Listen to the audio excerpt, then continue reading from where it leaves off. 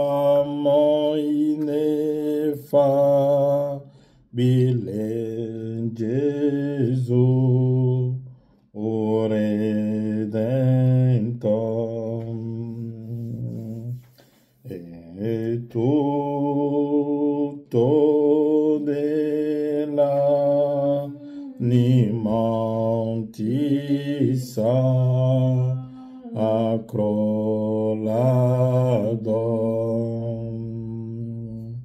speranza non fondo sui beni del mondo qua. Bene supremo, io t'amo Gesù. L'agnello purissimo tu sei per me. In croce olocausto divino si tien. Tu prima mi amasti,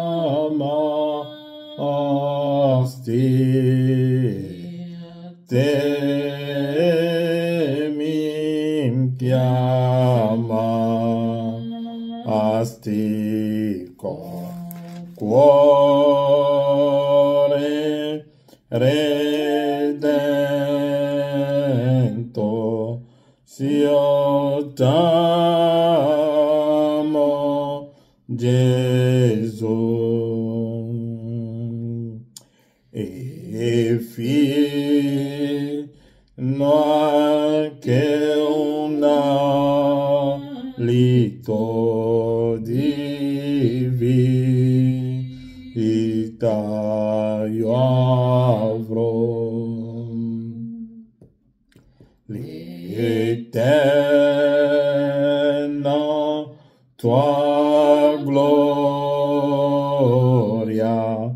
ovunque dirò. Son tu, oh, sei mio figliolo di Dio, più morte non temo, io t'amo Gesù. Sì, Padre Celeste, tu sai che noi ti amiamo, sei te che più di 2000 anni fa alla croce hai reso questo possibile, Padre. Hai tolto ogni colpa, ogni mezzo tramite cui il nemico poteva condannarsi, Padre. L'hai tolto, e come l'ha detto il profeta, hai pagato il prezzo per i peccati passati, presenti e futuri, Padre. Ci hai reso liberi, che noi possiamo camminare la testa alta, non avendo paura di niente, Padre. Mentre siamo qui questa sera per ascoltare la tua parola, sappiamo che tu sei presente e che lo stesso Spirito Santo che l'ha portato tramite il profeta ce lo dispiegherà ancora oggi nei nostri cuori, e la gioia sarà piena in noi, Padre. Rimani con noi, Padre, mentre te lo chiediamo nel nome di Gesù Cristo. Amen. Allora, leggeremo nel libro di Apocalisse e poi aggiungerò un testo. Prendiamo Apocalisse capitolo 5. Leggiamo i 3 primi versetti. vidi nella destra di colui che sedeva sul trono un libro scritto di dentro e di fuori, sigillato con 7 sigilli, e vidi un angelo potente che gridava a gran voce: chi è degno di aprire il libro e di sciogliere i sigilli? Ma nessuno, né in cielo, né sulla terra, né sotto la terra, poteva aprire il libro né guardarlo. Io piangevo molto perché non si era trovato nessuno che fosse degno di aprire il libro e di guardarlo. Ma uno degli anziani mi disse: non piangere, ecco il leone della tribù di Giuda, la radice di Davide, ha vinto per aprire il libro e i suoi 7 sigilli. Amen. Prendiamo una scrittura nel libro di Matteo 14, una scrittura che voi conoscete correttamente. Matteo 14, dal versetto 22.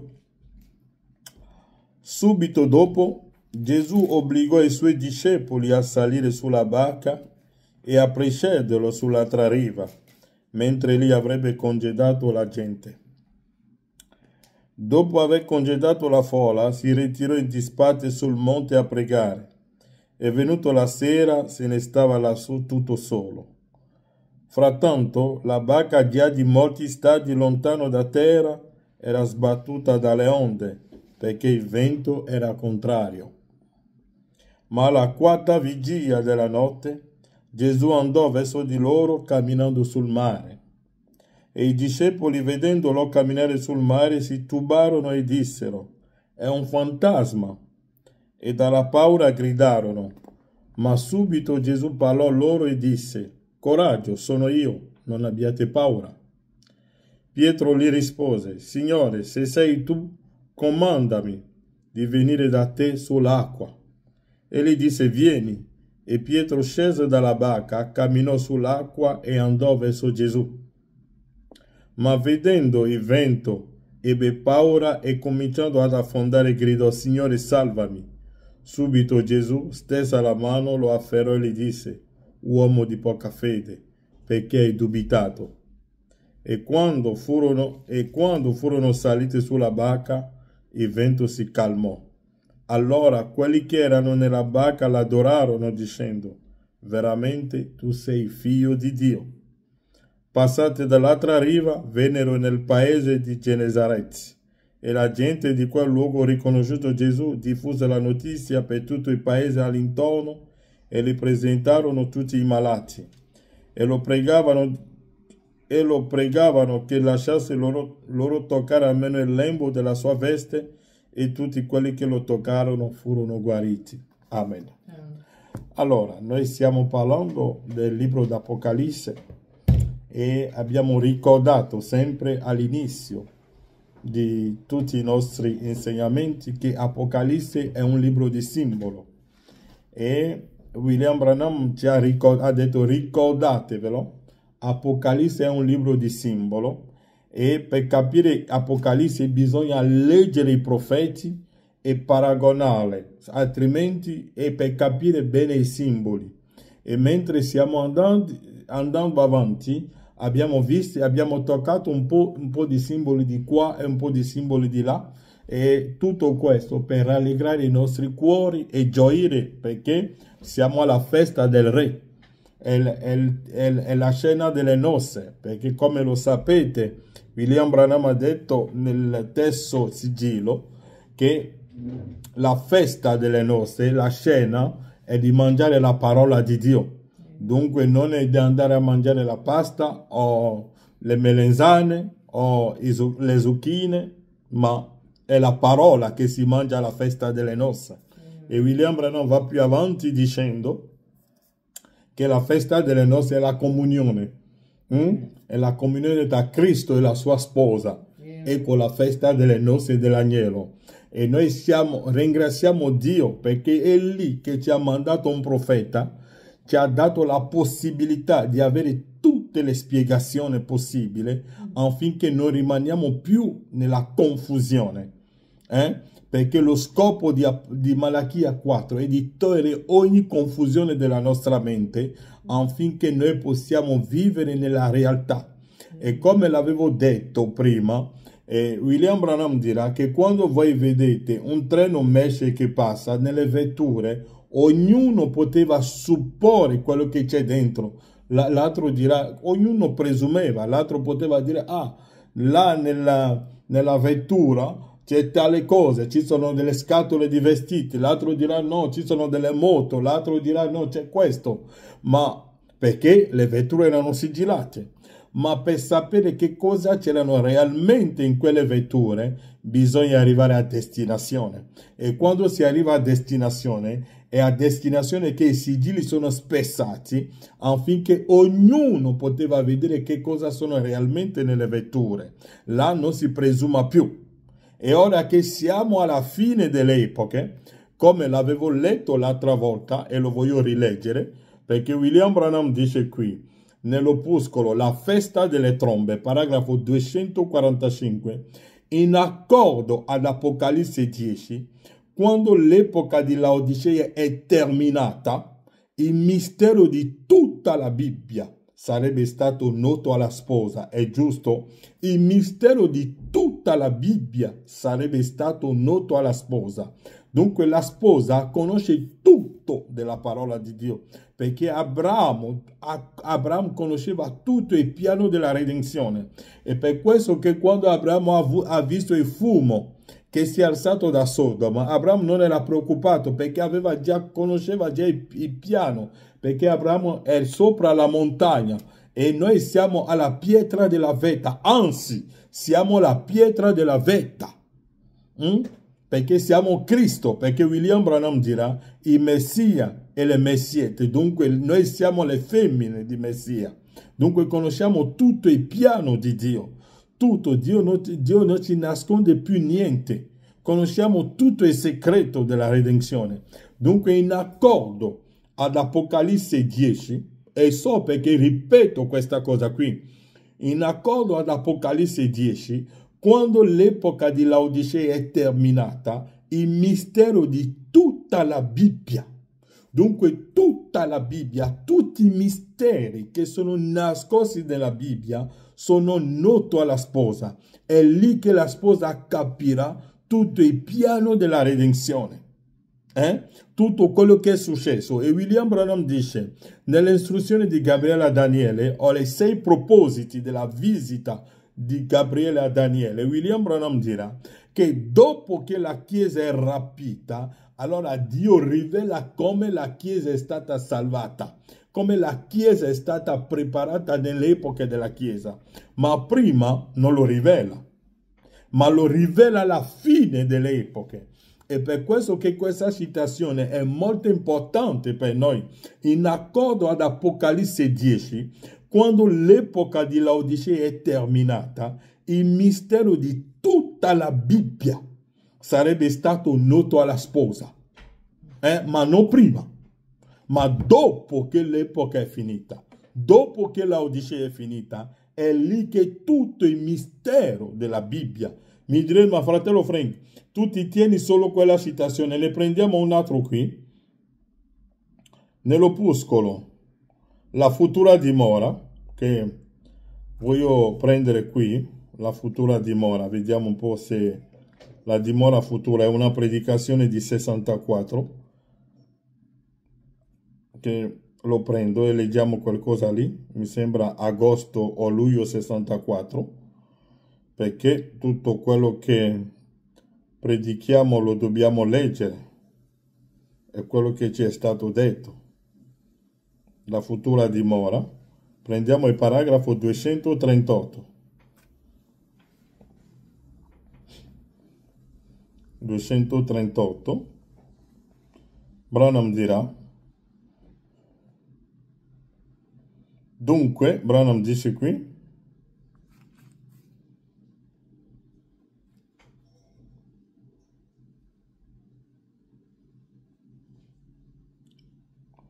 paragrafo 239, William Branham dice,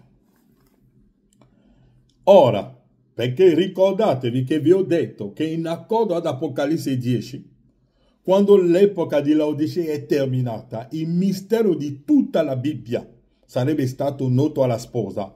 E ricordatevi anche che William Branham dice, nei 6 propositi della visita di Gabriele a Daniele, William Branham dirà che dopo che la sposa è rapita, è lì che i misteri sono rivelati, ma non prima.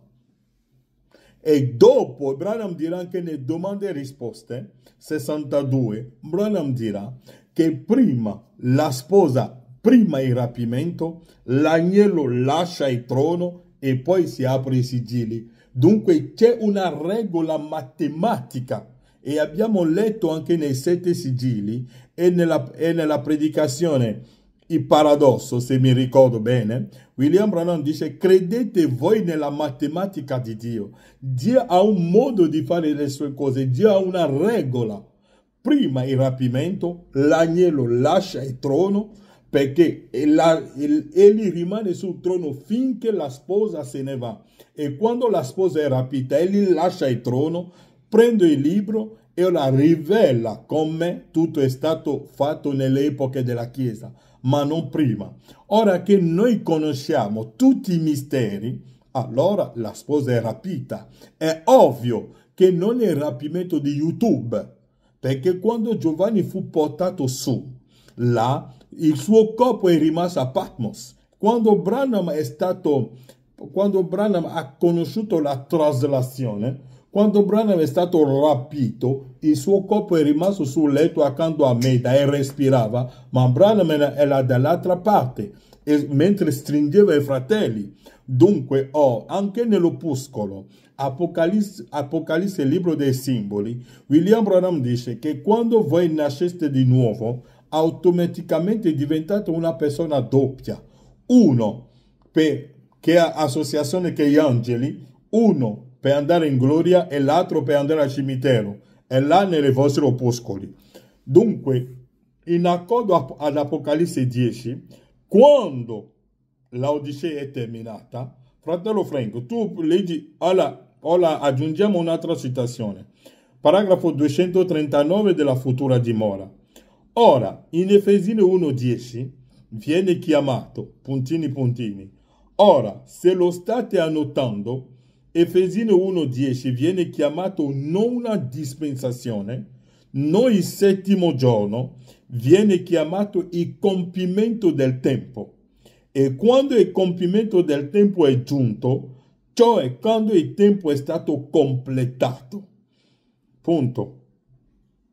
Quando il tempo è stato completato, punto. Quando non c'è più tempo, allora si va nell'eternità, dopo che la 7ª epoca della Chiesa è finita ed è finita.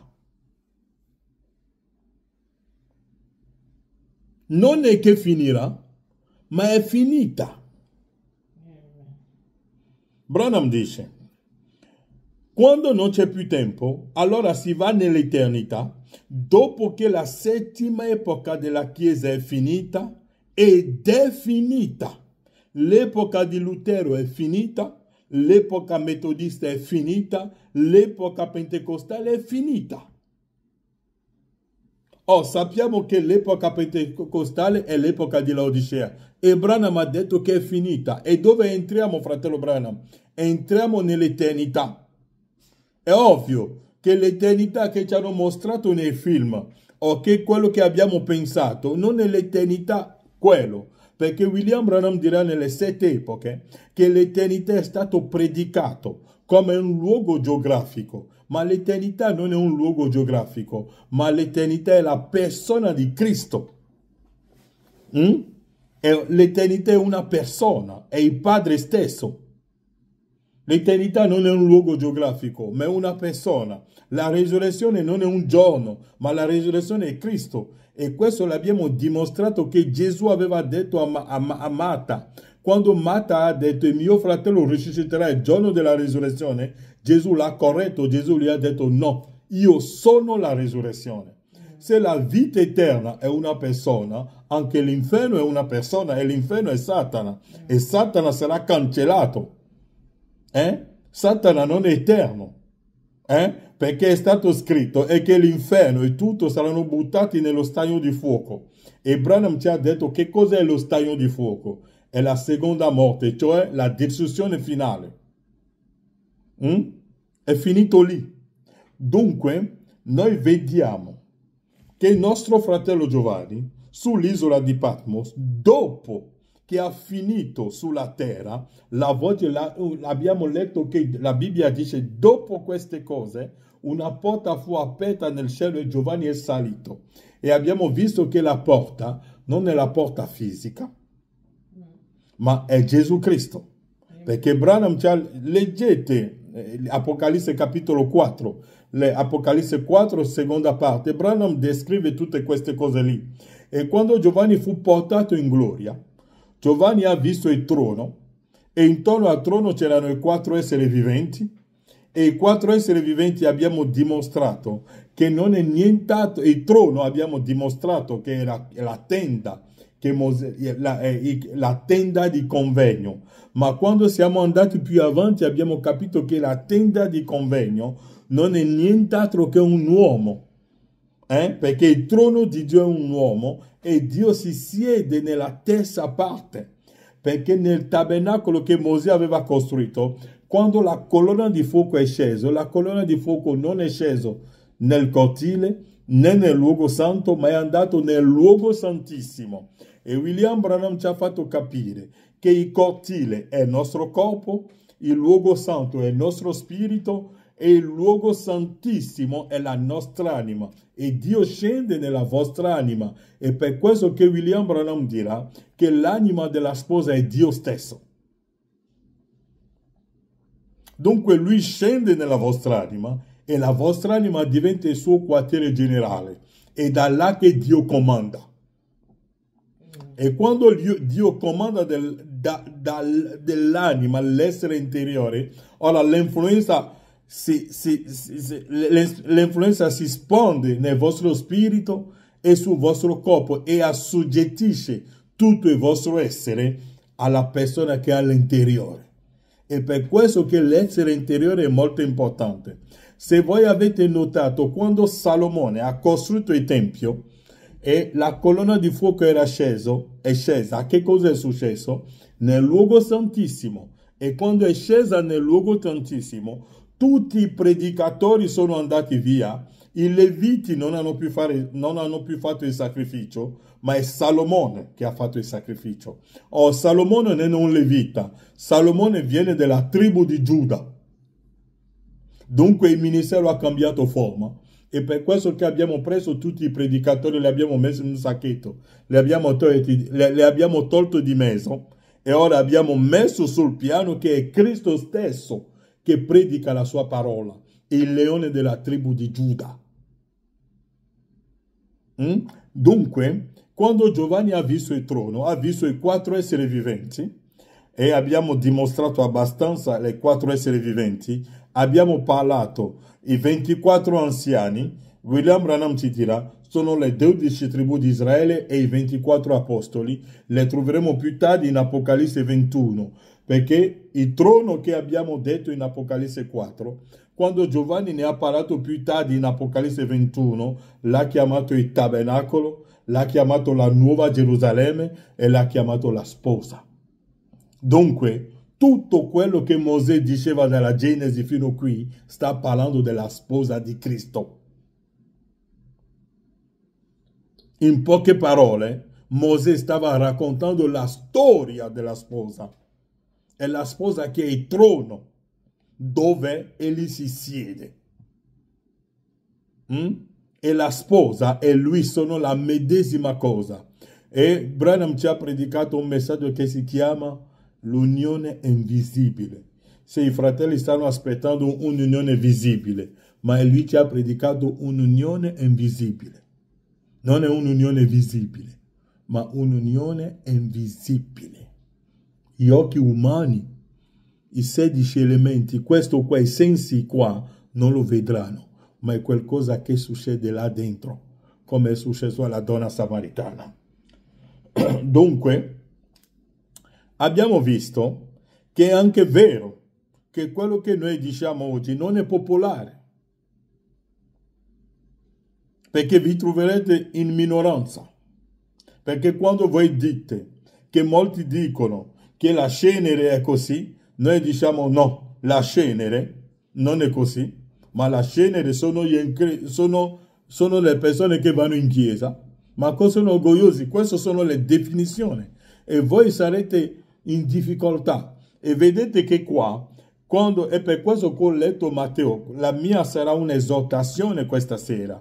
William Branham dice qui, se voi prendete questo Matteo 14, voi vedete che dopo Gesù aveva detto ai suoi discepoli di salire nella barca ed andare avanti. E mentre loro erano nella barca e andavano, Gesù è rimasto da solo.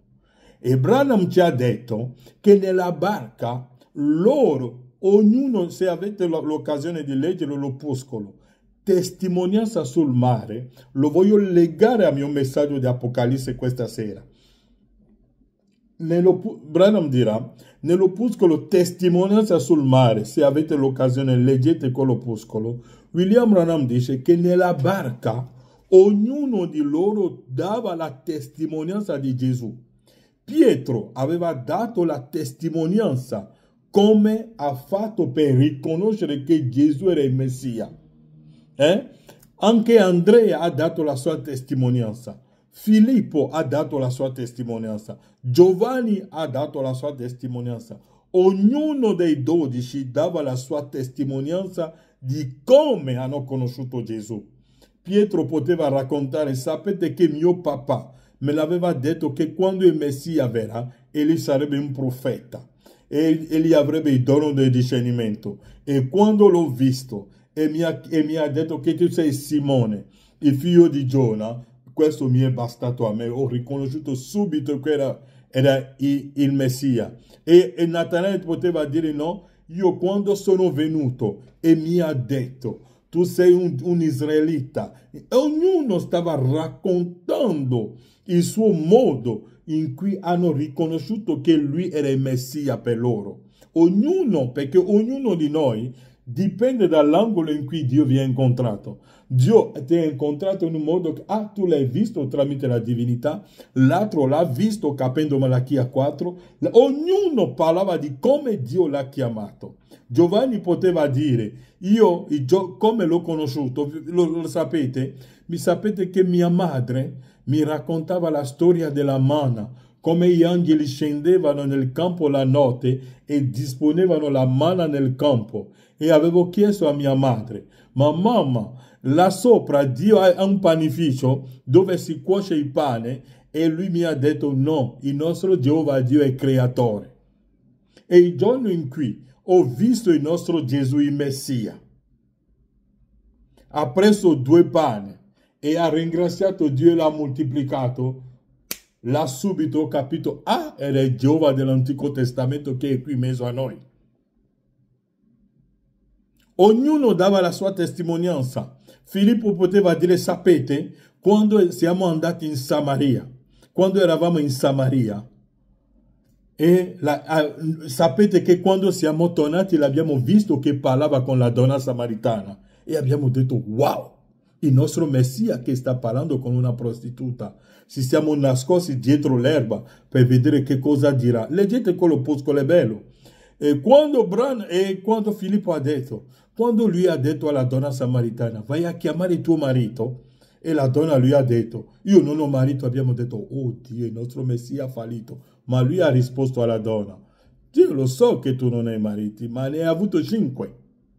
Ora il sesto l'hai lasciato a casa, abbiamo detto, wow, il nostro Messia non fallirà mai. Questo mi ha convinto di più e ho messo la mia fede in lui, ho visto che lui è Messia. Ognuno dava la sua testimonianza di lui. Ma notate che quando loro erano nella barca e raccontavano quella storia, la Bibbia dice qualcosa. Dice qualcosa qui nel versetto 24. Frattanto la barca già di molti stadi lontana da terra era sbattuta dalle onde perché il vento era contrario. Noi non andiamo nella stessa direzione del vento. No. Perché se voi volete andare nella direzione del vento, la chiesa di Piacenza sarà piena. sarete invitati dappertutto. Molti hanno camminato con noi, ma quando hanno visto che il vento là, volevano avere il vento nella stessa direzione per essere spinto correttamente, sono andati via. Li abbiamo lasciati andare. Perché il vento è contrario alla barca, dunque non è popolare. Il vento era contrario a loro, dunque è difficile da andare avanti. Ce la facciamo, ma sappiamo che quello che stiamo dicendo è vero come Micaia. La Bibbia dice, frattanto la barca, Matteo 14, 24, frattanto la barca già di molti stadi, lontana dalla terra, era sbattuta dalle onde, perché il vento era contrario. Il vento era contrario. Loro stanno raccontando la testimonianza, ma il vento era contrario a loro. Perché abbiamo predicato il millennio e abbiamo detto che Egli è figlio di Davide nel millennio, e Branham dirà Egli è figlio di Davide ora. Non è che sarà figlio di Davide, ma è già figlio di Davide. Anzi, nell'Apocalisse 5 che abbiamo letto poco fa, la Bibbia dice che quando l'anziano ha fatto l'annuncio, non c'era nessuno degno di venire a prendere il libro. Ma la Bibbia dice che l'anziano ha detto, il leone della tribù di Giuda. Dunque, quando lui si è alzato per prendere il libro, non era più figlio dell'uomo, non era più figlio di Dio, ma è diventato il figlio di Davide. Dunque, lui ha preso il libro come figlio di Davide, perché l'anziano l'ha chiamato il leone della tribù di Giuda. Ha vinto. Dunque, quando lui prendeva il libro, l'ha preso essendo già il leone. E per questo che in Apocalisse 10 la Bibbia dice che gli ha gridato come un leone. Mi sembra che è così. Vediamo un po' in Apocalisse 10.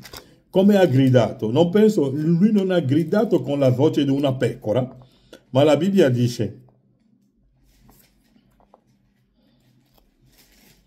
versetto 3 d'Apocalisse 10, la Bibbia dice, poi gridò a gran voce come un leone ruggente. Perché l'anziano l'ha presentato come un leone. Non è più un agnello. È diventato un leone. Ha preso il libro essendo il leone della tribù di Giuda. E per questo che quando ha gridato in Apocalisse 10, versetto 3, la Bibbia dice, poi gridò a gran voce come un leone ruggente. E quando un leone grida, tutti devono stare zitti. Branham dice, sono stato nella giungla africana. Ho sentito tutte quelle bestiole gridavano la notte. È nella notte che tutti stanno parlando a mezzanotte. Parlano tutti. Lo sento. Sono nato in campagna. Senti tutti quei bestiole che gridano di notte nell'oscurità. Facevano il loro rumore.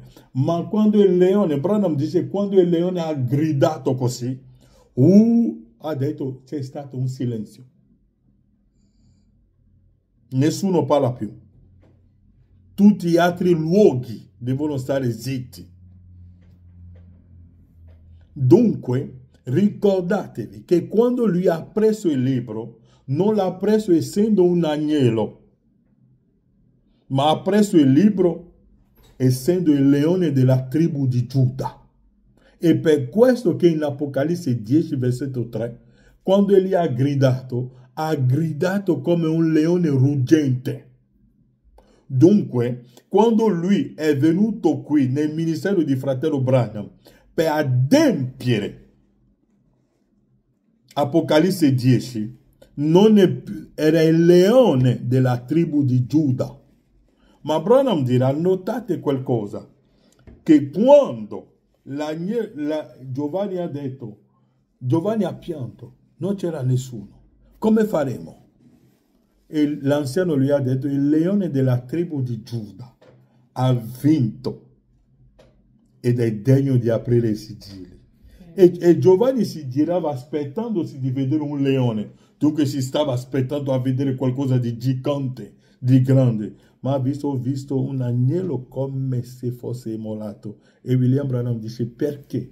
Perché Dio è grande, ma si manifesta nella semplicità.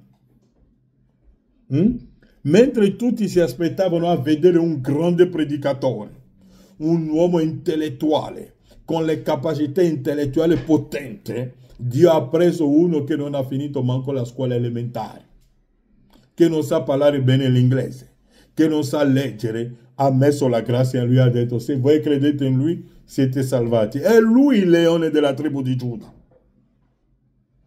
Il leone della tribù di Giuda ha preso la forma di William Marion Branham, come allo stesso modo il versetto in cui, sapete che quando Dio ha detto a Abramo, io scenderò un giorno e andrò a liberare il popolo, quel versetto è diventato Mosè. Ogni versetto, quando si adempie, prende un nome. La voce di chi grida nel deserto. Quando quel versetto è adempiuto, si è chiamato Giovanni Battista.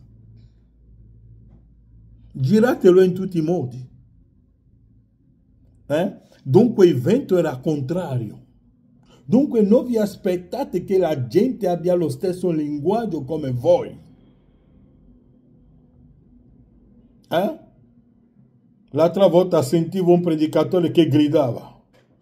Dio è dappertutto. William Branham dice, voglio mettere qua, Branham dice, quando diciamo che Dio è onnipresente, non significa che Dio è dappertutto negli alberi, altrimenti Dio sarebbe negli alberi, negli animali.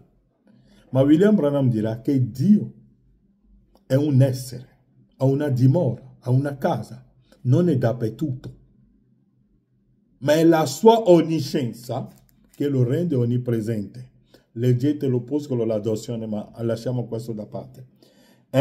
Dunque, il vento era contrario, loro erano nella barca e ognuno testimoniava. Dunque aspettatevi che voi non potete essere nella stessa. Se voi volete il vento che vi spinge, mettetevi nella direzione del vento, finirete nelle grandi chiese, vi inviteranno nelle convention, vi conosceranno dappertutto in Italia, ognuno vi dirà bravo, bravo, vi daranno la spacca dappertutto, vi daranno il pulpito dappertutto, vi inviteranno qua, dappertutto, andate dappertutto.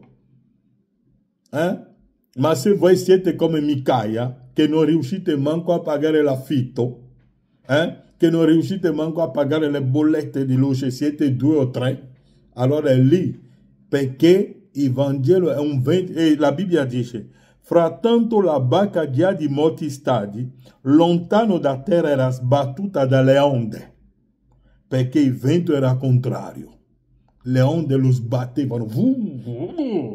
Falsa dottrina, non è vero. L'agnello ancora, la grazia c'è, il millennio non è ancora venuto, aspettiamo le nozze dell'agnello, il rapimento verrà, mentre il re del nord sta preparando la bomba atomica.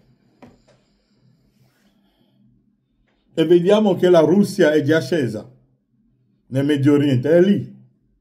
Tutti stanno preparando Gog e Magog. Io non predico che Gog e Magog verrà, siamo a Gog e Magog.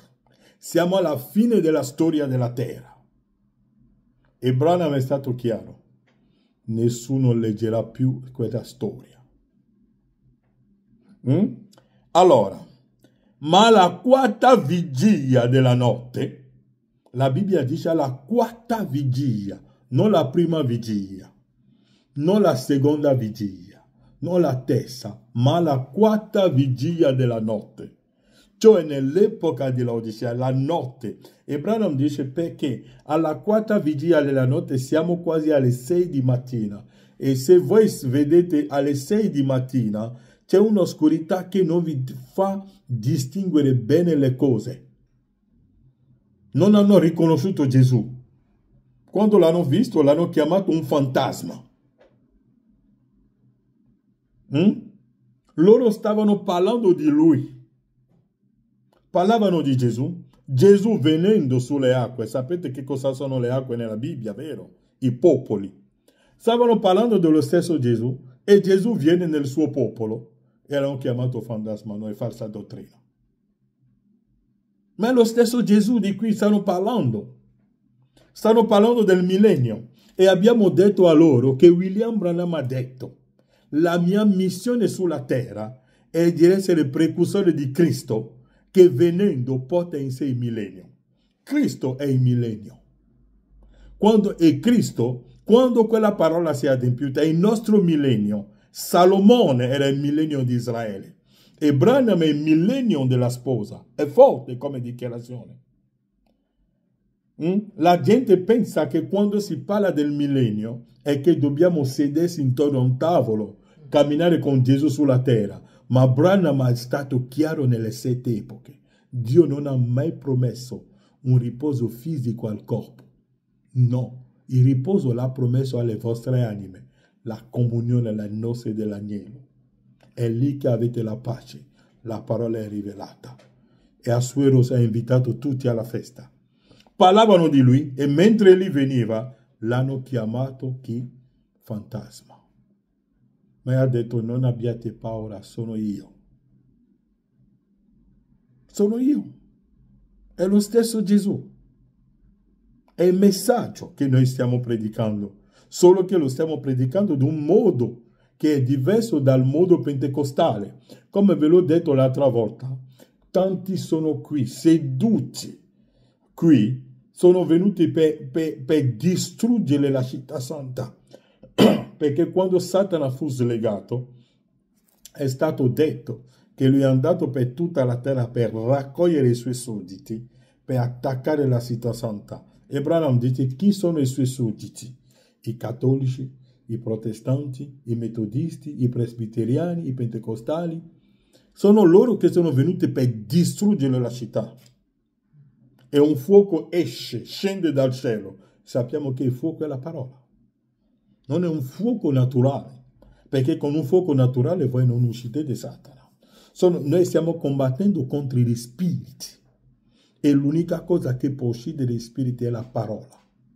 Perché l'unica cosa con la quale Gesù ha vinto Satana, quando Satana è venuto, ha detto: è scritto, i fratelli verranno con gli opuscoli. Ah, fratello Frank, hai letto? Branham ha detto: io come ho letto questo qua, Branham ha detto: è l'epoca, dopo che la 7ª epoca della Chiesa è finita, ed è finita. Ah, qualcuno dirà: anche io ho una scrittura.